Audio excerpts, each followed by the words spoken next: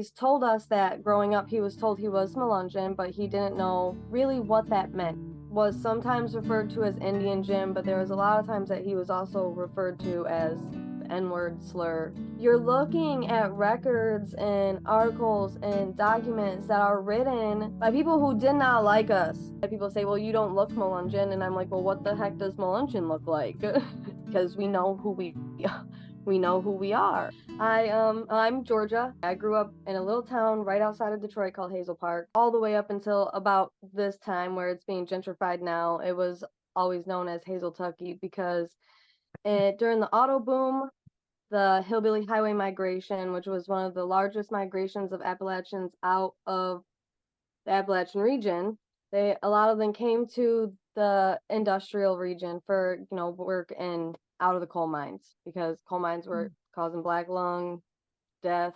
Not a lot of them were still fighting to be unionized, things like that. Story of families moving and how that changes things. It's such a huge part of the Melungeon story and the Red Bones, which are so connected.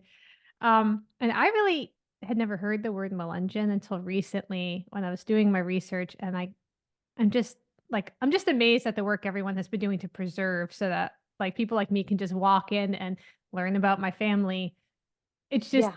so thank you. Thank you for the history that you're preserving. Because I also want it for my children. I don't Okay. want them to grow up feeling, disconnected from anything, disconnected from their roots or wondering who they came from or anything like that.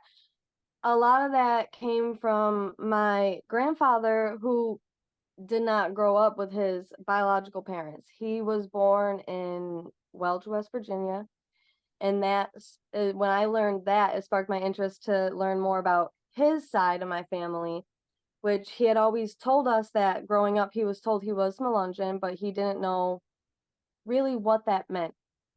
My dad's side, on the other hand, is a totally different story. That they knew they were Melungeon and were very loud and proud about it. Well, you said something in something you wrote that it got me emotional, and it was so beautiful. You were saying that there's no such thing as being half Melungeon. It's like you are or you aren't. And I wish that we could just apply that to everything when we're reconnecting. Because I think we get into these weird, like, I don't feel like I'm enough. I'm a fraction of this. And to be honest, most Americans, like, we're made up of a lot. So Like, much. so you have this coming on both sides of your family, but can you tell me about, like, did you know did you see yourself this way growing up, like, as a little girl, or what was Yeah. that when did that The click for you? the first time I'd have to say that it really clicked for me is when I started having to write down race or ethnicity on like different tests and things at school, and I remember having to ask which one that I should put down. And my parents also not really knowing what answer to give me, because mixed or multiracial was not an option that was on there at the time. So Mm. it was kind of like a check the other box for my whole life. I just hate those little boxes so much. Can you tell me about what people say, like, when I'm sure they're coming to you and asking questions, trying to reconnect, figure out what's going on. Like, what are some of the most common things that you hear from people who are reconnecting? A lot of people are ask me, the first thing they go to is that Cherokee princess ancestor.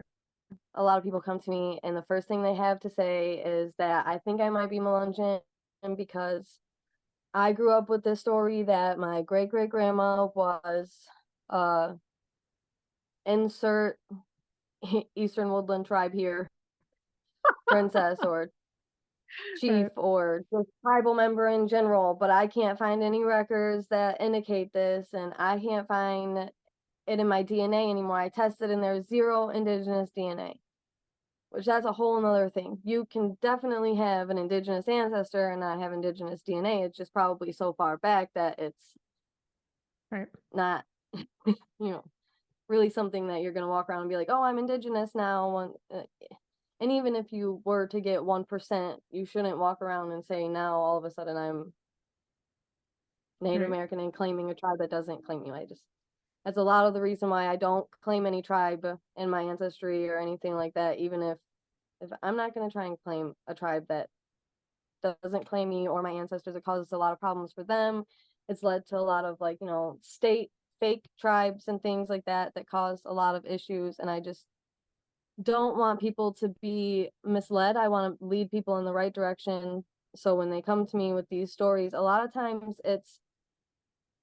I feel like I'm walking on eggshells. Like, I don't want to have to tell you that you probably don't have a real connection to this tribe. It's probably because you're Melungeon. So a lot of them, it's easier when they already have the idea in their head when they come to me, because I do genealogy outside of just Melungeon. I do that. I have hundreds of trees on my ancestry account, and there's probably more Melungeon trees than not, but I do genealogy for other people as well. But a lot of times the big question is was this Cherokee princess ancestor of mine actually Cherokee, or was she Melungeon? And a lot of times the answer seems to come back with, one of the common surnames: Collins, Gibson, Mullins, Goins. And I'm like, well, yeah, I see bunch here in your tree. And it's, right in the right count. It's just funny because when you start doing Awesome. genealogy, I don't know what my preconceived notions were. I had a bunch that weren't even at the surface level of consciousness. I just knew that when I started doing the work, I was a little taken aback by what I was actually finding, because it doesn't Yeah, match your family, the superficial stories that you right. hear. And Yes. I think that can be pretty jarring.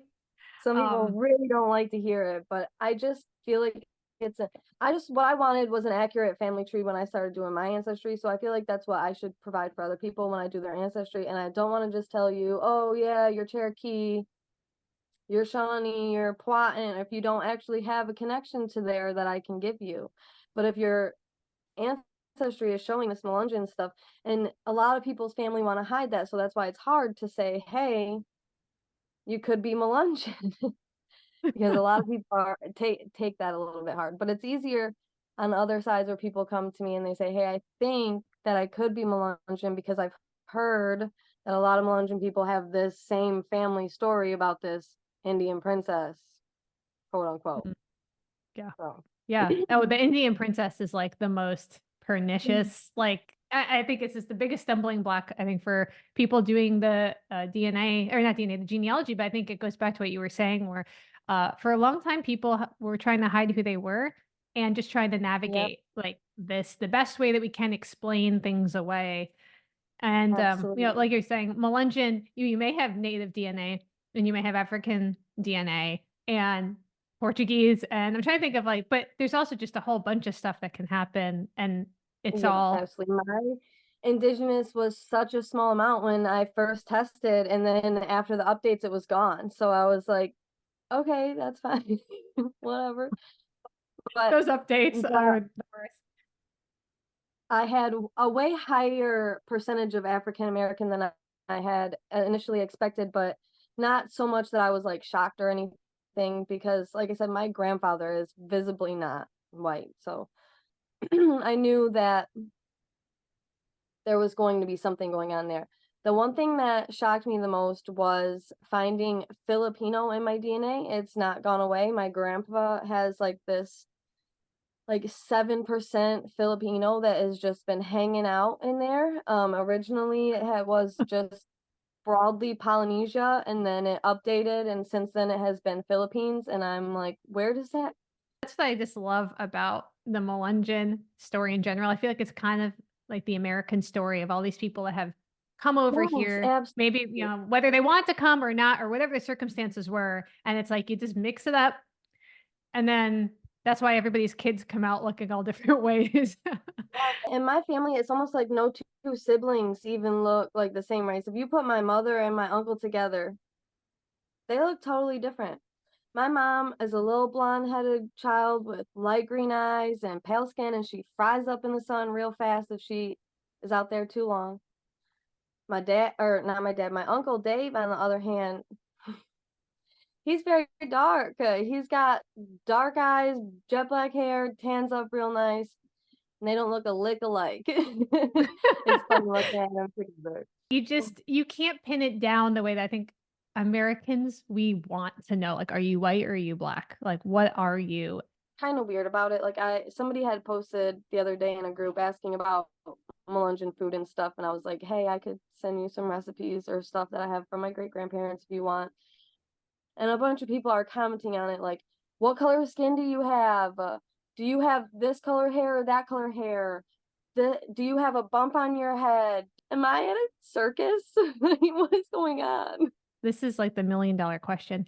Could you tell me what is Melungeon or who's Melungeon? I didn't, growing up, it wasn't like, oh, those people aren't Melungeon or they are Melungeon or anything like that. It was just because of the things that we did, it would be like, well, why do I say this, or why do we eat this food, or why do we celebrate this holiday and none of my friends do, none of these other people do, and it would be, well, it's because we're Melungeon, or how come this little 2 by 2 mile town is so discriminated against by all the surrounding towns when I feel like we're not that different. We don't look that different. A lot of the othering for me came from the traditions and like practices and things that we had growing up that just weren't the same as a lot of other people. You're saying, different celebrations, different foods. Like I want to learn all of this. Like what were they? What was it that was different kind of So cultures that you guys were keeping? a lot of it is very overlaps a heavy amount with Appalachian culture. So you get up here, the little pockets that are made up of like Appalachian and Melungeon descendants still have a lot of that, cornbread, greens, Southern style green beans, soup beans, and things like that. And my family makes something called fried hunky. That's one of my kids' favorite foods. It's more Melungeon specific, where it's different types of sausage and bacon and onion, potato, a bunch of different things, kind of like a stir fry of just Mm. whatever. And green beans are usually always in it as well. And it's all just like stir fried up with some bacon grease and chicken bouillon and garlic and onion, salt, pepper, things like that. Is that And something you ate growing up? yes, it's one of my favorite things. My aunt used to make it for dinner, and then when we would get up in the morning, she would also like throw fried eggs in it and all the leftovers, and we would eat that. And if we ever had mashed potatoes, they would turn them into like fried potato cakes, and we would eat Mm. those too. And so Oh, I good. love Love hearing that. about the food. Some of the stuff my great grandma ate, I could not. She would eat something called split beef tongue. I don't know. Oh no, I don't even I need to know what it is. I already know I don't want to eat it, I but don't know what that was, but it wasn't good. I didn't not something I would eat. She also made something called dandelion stew, my dad says, but he says it wasn't with the flowers, it was with the greens of the yeah, dandelion, not like the yellow tops or anything like that. He said maybe she would use like one or two to garnish it, but that she didn't eat those. that's so cool. Some of the stuff you mentioned, it's funny. Like I only realized that I had connection to Melungeon community because it's like Redbone and Melungeon's like a lot of the same families, like the same people. And Yeah, Redbones, I feel like eventually end up going and being with like closer to Creole culture, but like a yeah. lot of that same food, like the cornbread and the greens. And I did also grow up with jambalaya and foods like gumbo and things like that that aren't really usually found in Appalachia so much. They're more down south like that. And I'm not sure where my family picked that up at so much. But I do know that my best friend, she's from Tennessee, but her mother's family is from Louisiana. She's very Creole on that side. But if you go back far enough, it is Melungeon people.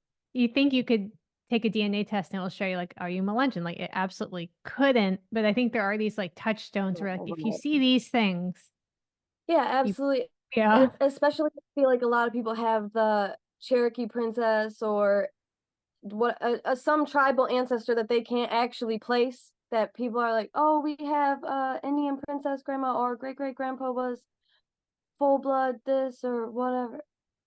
I didn't have a lot of those stories. I had a lot of, my grandpa was sometimes referred to as Indian Jim, but there was a lot of times that he was also referred to as the N-word slur Jim, because he was very visibly not white, as well as his siblings were visibly not white. Couldn't really hide, as well as like a lot of like the families that married, more, I guess, that were able to pass better. Families that were able to pass better I think we're able to hide a little bit more, and sometimes that led to more losing of the cultural like connections and things like that because you were able to assimilate better. It's harder to assimilate. Not that assimilation is necessarily good, but it's hard to assimilate into the culture around you when you're being heavily discriminated against still because of the way you look, because you don't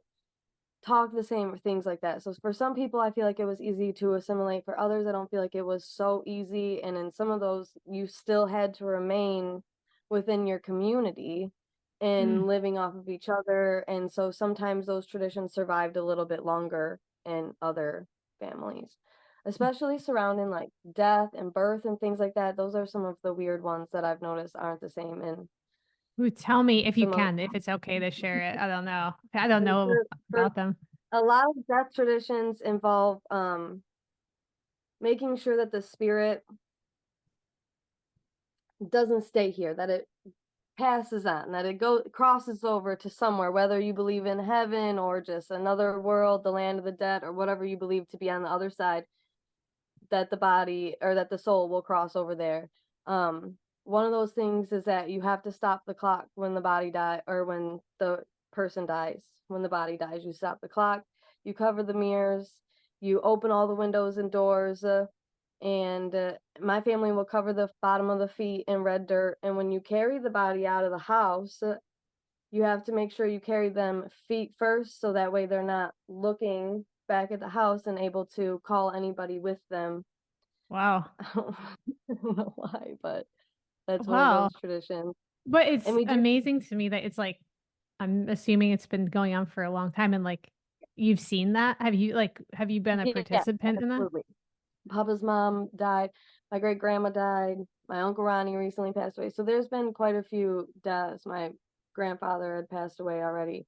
There's been quite a few deaths that I've got to like participate in. But after my great grandma died, there started to be a little bit of disconnect because my grandma is the one that still holds a little bit of shame. Like she doesn't like to admit to having a colorful ancestry of any kind for the most part today. And I get it, she, grew up in whatever time, but still, I'm not going to hide anymore. And I'm Right, not going right. to refrain. She'll probably never watch this. Yeah, I know. I've thought about that. I've asked myself the question of like, with my great grandma, or now even my Grammy who's passed on to the other side, how would they feel about this? I think they would hate it. I think in the context of where their experiences, not growing up at this time because it was such a different time, you know? Yeah, no, yeah, exactly. And I get a lot more stories from my aunt. I do. My grandma's sister, my Aunt Star, is such a wealth of information. She is the one that provides me with more accurate, like, information about my ancestry and things like that, and why we do certain things or whatever. Um, a lot of the stories that come from her revolve around their grandmother, my mammy, who they all called her Mamie, and her real name was Susan Jane Duncan. Or well, her maiden name was Harris. Duncan was her married name. But she originally came from around the Sneedville area, but she migrated out into like the Harlan, Whitley, Kentucky area. And she lived there for most of her life until she got too old to take care of herself. And then they brought her up here, but she's buried back down there in New Tazewell, Tennessee. Um, a lot of family stories revolve around her and how she was a midwife. She delivered so many babies. My great grandma had most of her babies at home, and so Mammy delivered them. And Mammy was a faith healer. So Aunt Star talks about how she got burned one time real bad, and that Mammy said some prayer over it or laid her hands over it or whatever, and it cured Wow. that burn. And my uncle Tommy has told me about how she could cure thrush and she could cure colic in babies and just wild stuff like I that. believe it though. Honestly, I feel like we're so disconnected from ourselves and we don't have like the traditional knowledge that like you Yeah, couldn't pick up off a absolutely. store shelf. Like I really am trying to relearn this stuff now because it worked for a long time for people. Yeah, absolutely. And And yeah, that's a lot of the things that, I don't have is like her recipes and things like that. My great grandma apparently knew all kinds of stuff. She could walk outside and pull some stuff off a tree and just fix you with it. And that's the kind of the stuff that's been lost to me. I have a lot of, like holiday traditions. We still do Decoration Day 2 times a year. We still celebrate Little Christmas. We do a fire circle for the fall when fall comes, and we do another fire circle when summer comes, and all of that. But a lot of things like traditional remedies and things like that have been lost to me, like the little, like her faith healing tactics. I had to look up and myself find out what the blood verse was, or I don't know what she used to what prayer or chant or whatever she used to um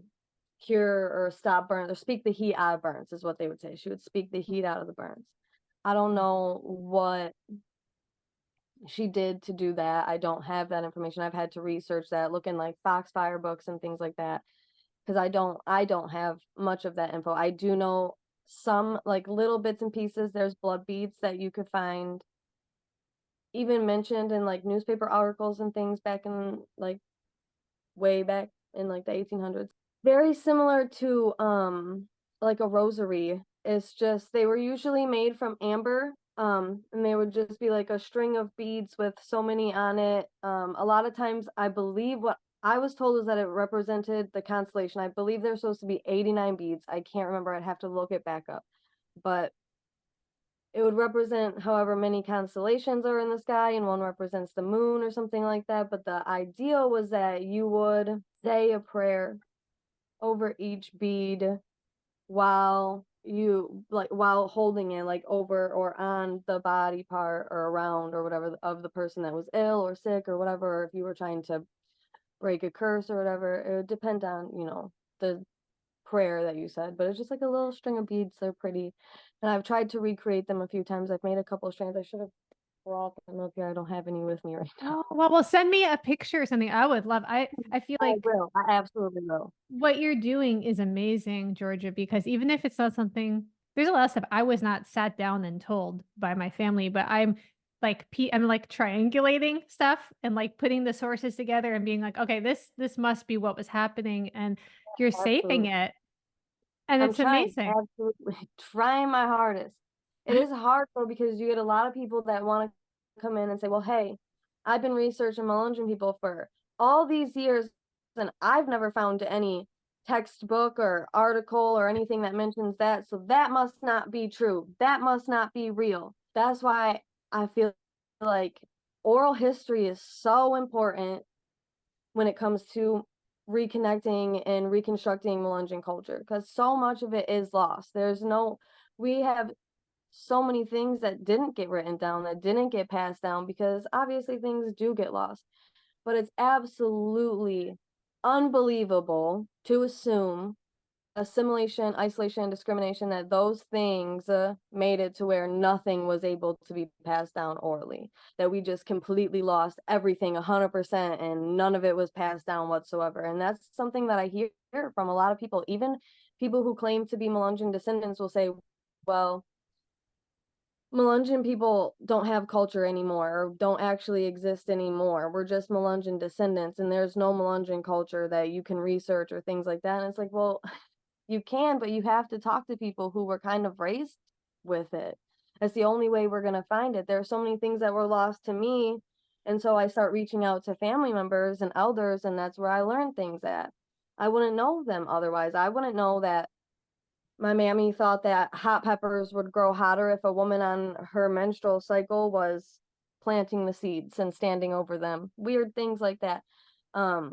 They also did a lot of their planting based on the man of signs. I don't know if it's astronomy or astrology based, but there's like a little man, and at certain phases of the moon, when the moon is in certain spots on the man, like I think it has to do with the constellations that the moon is moving through during the month or whatever. But when he's in like the head or the thighs or the feet or whatever, are certain times that you're supposed to be able to do things like castrate cattle or wean a baby or get your hair cut or plant your things or plant your crops or dig out last year's crops, clean out the gardens and things like that.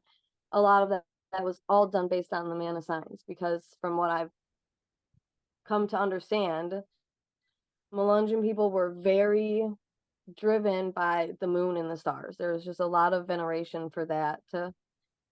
I didn't personally grow up with a lot of folklore regarding like what I've heard to be Melungeon, like gods and goddesses or sacred spirits or deities or anything like that, but I did grow up with a lot of moon based supremacy. The moon changes things. The moon is in charge of lots of stuff. Goosebumps listening to you. I really do. I feel like people who are looking for the paper records to tell the truth. I'm like, I've got a bridge to sell you, because a lot of the records are just trash. A lot of the records are manipulated. They're reflecting the times, and the oral history is a big problem as well, is that so much of it does reflect the time. So you're looking at records and articles and documents that are written by people who did not like us. They did not want us around. They did not care for us. They did not. So they're going to write things about us that are not necessarily the kindest. And on top of not necessarily being the kindest, they're going to also not necessarily be the most accurate or authentic depictions of us. So it's hard to go. And on top of that, there's very little. There's like, what, a handful of articles or documents that even mention the word Melungeon historically before 50 or 70 or whatever. People started getting more interested in. Yeah, I was looking, because I'm trying to piece together the family tree. I'm like, oh, okay, this line is part of the Melungeon community. I'm like, oh, what? Like, what do I do now? And you're right, there's not a lot, but there are so many people that seem to be like coming from all corners of the country, the world, looking to reconnect. And you're homing that on your Facebook page. Like, you've got this beautiful thing going.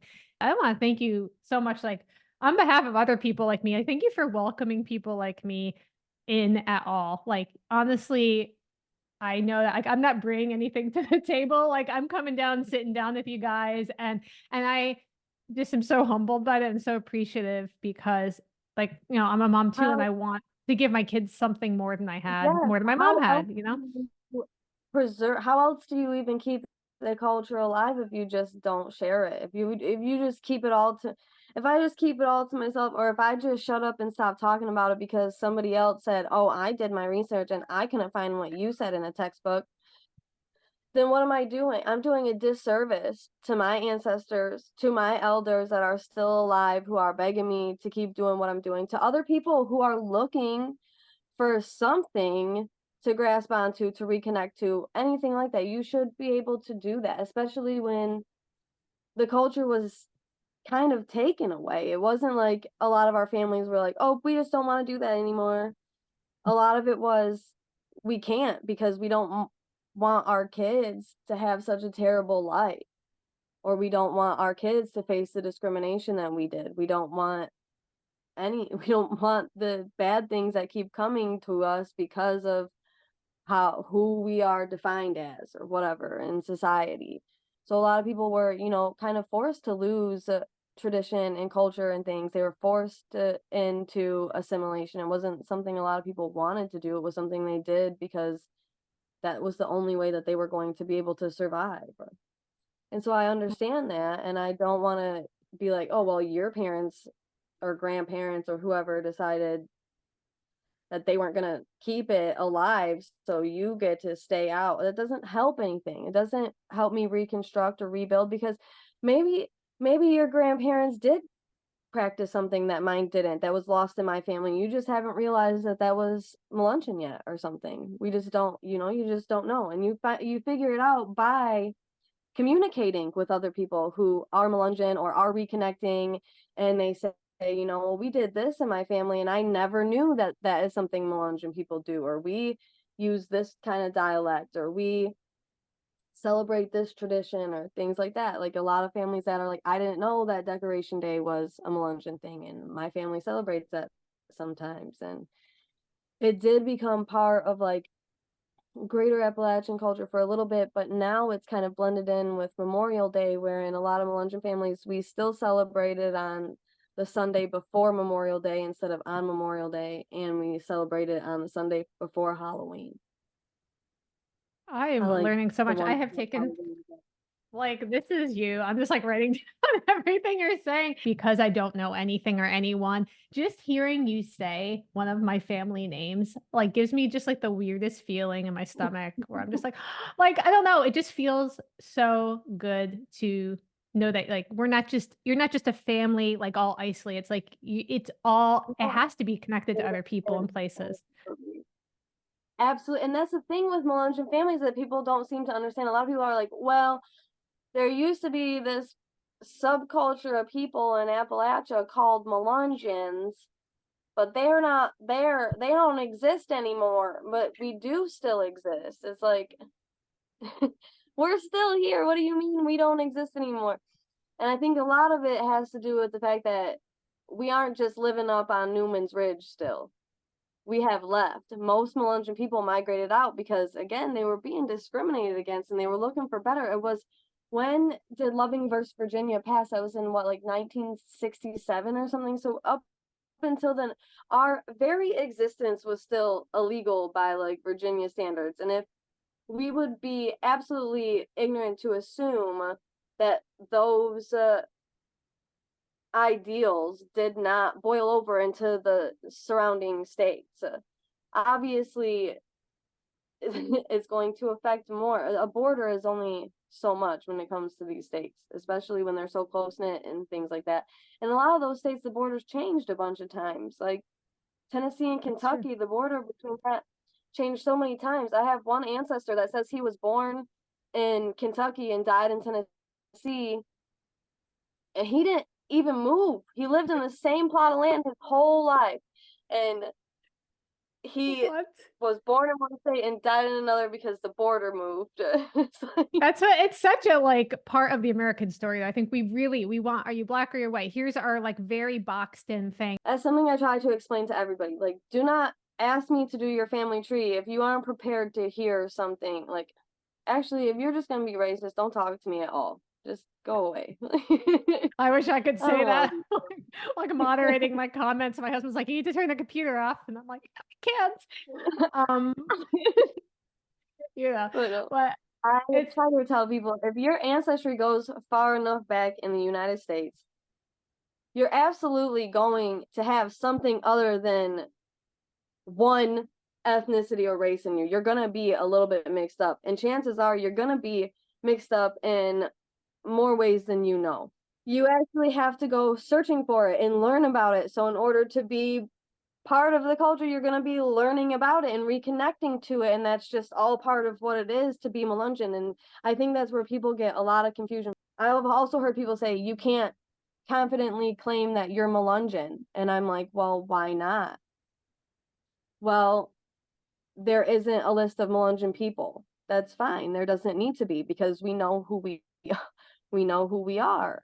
And if another person says, hey, I think that I might be Melungeon because of this, that, and another thing, and we think that sounds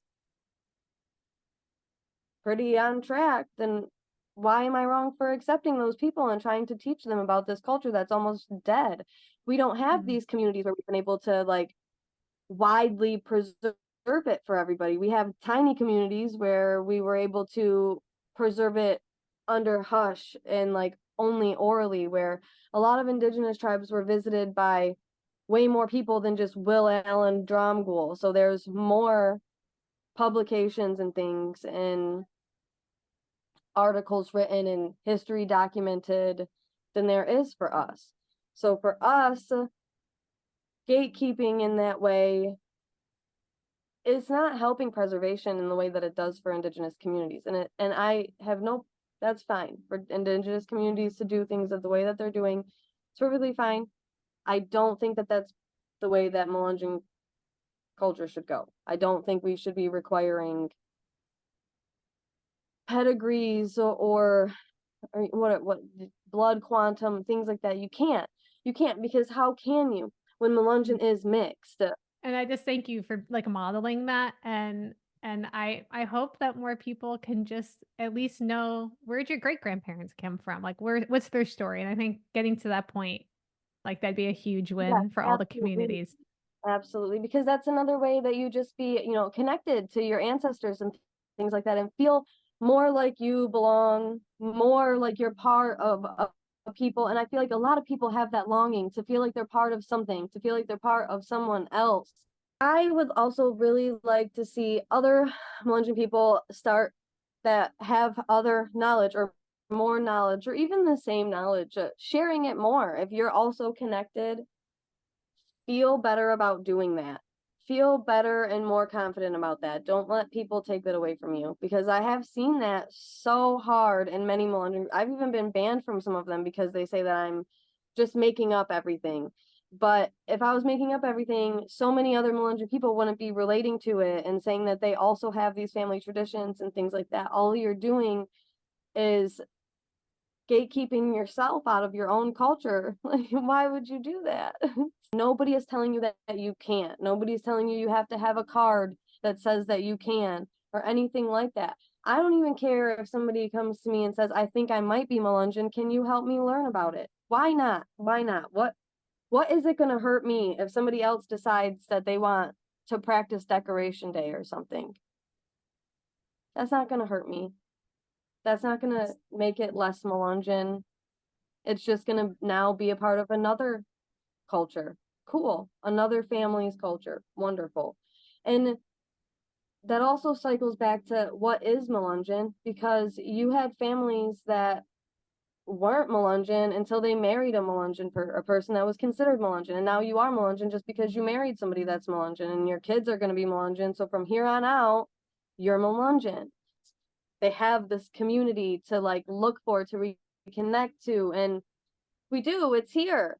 And I'm sorry that it's not the indigenous community that you wanted it to be, but I am here with open arms. When it comes to, reconnecting with your culture, you can choose not to like incorporate certain things. If you decide that you don't want to, I don't know, stop your clocks and open your doors when somebody dies, you don't have to do that. But it's nice to know the history and like what your ancestors did and where people came from and just traditions that they practice. And so we're rebuilding that community again. If you want to feel connected to a culture, you can.